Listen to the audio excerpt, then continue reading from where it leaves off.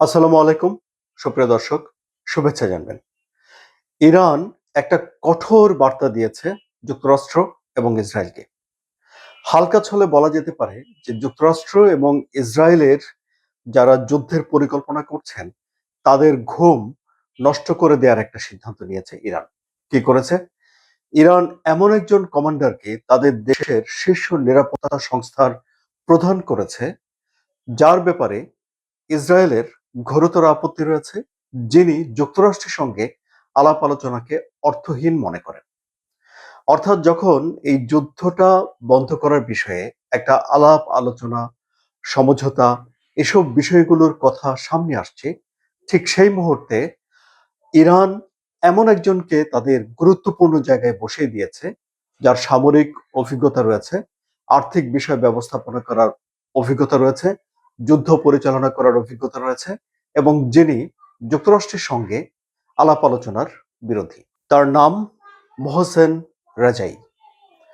মোহসেন Rezaei টানা ১৬ বছর ধরে ইরানের ইসলামী বিপ্লবী রক্ষী বাহিনী আইআরজিসির প্রধান হিসেবে দায়িত্ব পালন করেছেন। ইরাকের সঙ্গে যখন যুদ্ধ হয়েছিল তখনও তিনি গুরুত্বপূর্ণ পদে ছিলেন। তার বয়স এখন ৭১ বছর। তাকে ইরানের সর্বোচ্চ নিরাপত্তা সংস্থায় তাদের সর্বোচ্চ নেতা আয়তুল্লাহ মোজতবা খামেনির প্রতিনিধি হিসেবে নিয়োগ দেওয়া হয়েছে। মোট ৬ জন কমান্ডারকে নিয়োগ দেওয়া হয়েছে। সেখানে ব্যাপক রদবদল হয়েছে এবং বলা হচ্ছে যে ইরানের সর্বোচ্চ নেতা আয়তুল্লাহ মোজতবা খামেনি ফিরে এসেছেন এবং তিনি হাল ধরেছেন এবং তিনি মোটামুটিভাবে যুক্তরাষ্ট্রের বিপক্ষে কট্টরপন্থী হিসেবেই এখন তিনি পরিচিত হচ্ছেন। খুবই স্বাভাবিক। এই যুদ্ধটা যখন শুরু হয়েছিল তখন প্রথম দিনের হামলাতেই মোজতবা খামেনির বাবা, তখনকার ইরানের সর্বোচ্চ নেতা আয়তুল্লাহ আলী খামেনি প্রাণ হারিয়েছিলেন। ইরান তাদের ৪০ জন কমান্ডারকে হারিয়েছে। অনেক মানুষ প্রাণ হারিয়েছে, ব্যাপক ক্ষয়ক্ষতি তাদের হয়েছে, নিষেধাজ্ঞা, আর্থিক ক্ষতি সেসব বিষয়গুলো তো রয়েছে। এখন এই যে মোহসেন রেজাই, তিনি যে যুক্তরাষ্ট্রের কতটুকু বিরোধী সেটি একটা উদাহরণ দিয়ে আপনাদেরকে বোঝানোর চেষ্টা করি। আপনারা জানেন যে ২০১৫ সালে একটা চুক্তি হয়েছিল জাতিসংঘের সঙ্গে ইরানের। অন্যদিকে ছিল জাতিসংঘের নিরাপত্তা পরিষদের ৫টি দেশ, ছিল ইউরোপীয় ইউনিয়ন, ছিল জার্মানি। যে চুক্তি থেকে ডোনাল্ড ট্রাম্প বের হয়ে গিয়েছিলেন, সেই চুক্তি করার কিছুদিন আগে যখন উত্তেজনা, মানে টালমাটাল একটা পরিস্থিতি চলছে, তখন এই মহসেন রাজাই একটা বক্তৃতা করেছিলেন। সেখানে তিনি বলেছিলেন যে যদি যুক্তরাষ্ট্র ইরানের দিকে চোখ তুলে তাকায় কিংবা যদি ইরানে স্থল অভিযান পরিচালনা করে, তাহলে ইরান প্রথমেই কয়েক হাজার মার্কিন সেনাকে বন্দী করে ফেলবে এবং তারপর এক একজন মার্কিন সেনাকে ছেড়ে দেওয়ার বিনিময়ে মিলিয়ন মিলিয়ন ডলার যুক্তরাষ্ট্রের কাছ থেকে আদায় করবে এবং এর মাধ্যমে ইরান তাদের অর্থনৈতিক সংকট কাটিয়ে উঠবে। এখন মহসেন রেজাইকে যখন নতুন করে পদায়ন করা হয়েছে তখন সামাজিক যোগাযোগ মাধ্যমে অনেকে সেই তার পুরনো বক্তৃতার ভিডিও এখন সামনে নিয়ে আসছে। তাহলে আপনারা নিশ্চয়ই বুঝতে পারছেন সুপ্রিয় দর্শক যে যুক্তরাষ্ট্রের ব্যাপারে কতটুকু কঠোর মনোভাব এই রেজাই পোষণ করে থাকেন।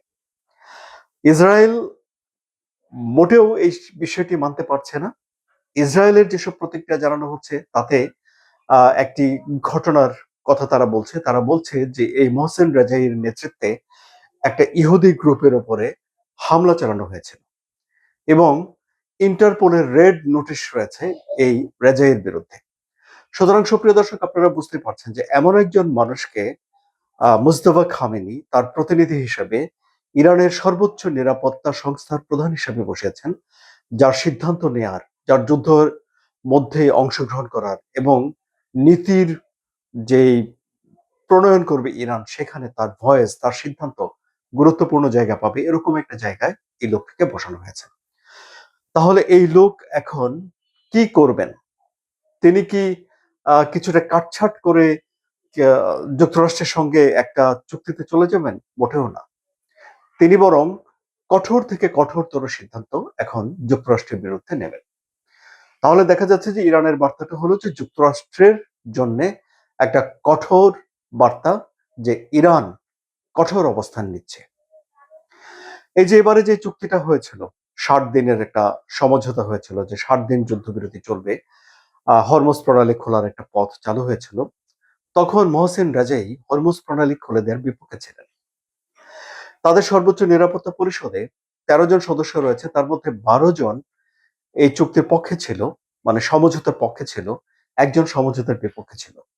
আর এই নিরাপত্তা পরিষদের বাইরে থেকেও মহসিন রাজাই এই চুক্তির বিপক্ষে ছিলেন। তখন তিনি যারা এই চুক্তির বিপক্ষে আইআরজিসির কট্টরপন্থী অংশটা রয়েছে তাদেরকে তিনি সান্ত্বনা দিয়ে বলেছিলেন যে কিছুদিন যেন তারা অপেক্ষা করে, কারণ যুক্তরাষ্ট্রই এই চুক্তি নষ্ট করে দেবে এবং কিছুদিন পরে তারাই হামলা করবে, করে এই চুক্তিতে তারা থাকবে না। এখন সবকিছু বিচার বিবেচনা করে একজন অত্যন্ত অভিজ্ঞ, সামরিকভাবে অভিজ্ঞ, দুর্ধর্ষ এবং যুক্তরাষ্ট্র ইসরায়েলের প্রতি চরমভাবে বিরূপ ভাবাপন্ন একজন মানুষের হাতে ইরান এখন বিশাল ক্ষমতা দিয়েছে। তাহলে এখন ইরানের এই পরিস্থিতি তাহলে কোন দিকে যাবে? দেখে আপনাদের অনুমানগুলো লিখুন কমেন্টে, আমি সেগুলো পড়তে চাই। যদি আলোচনা ভালো লাগে তাহলে লাইক, কমেন্ট, শেয়ার করবেন। ভূ রাজনীতির জটিল বিষয়গুলো খুব সহজে বোঝার জন্য সাবস্ক্রাইব করে চ্যানেলের সঙ্গে থাকুন। ধন্যবাদ সবাইকে।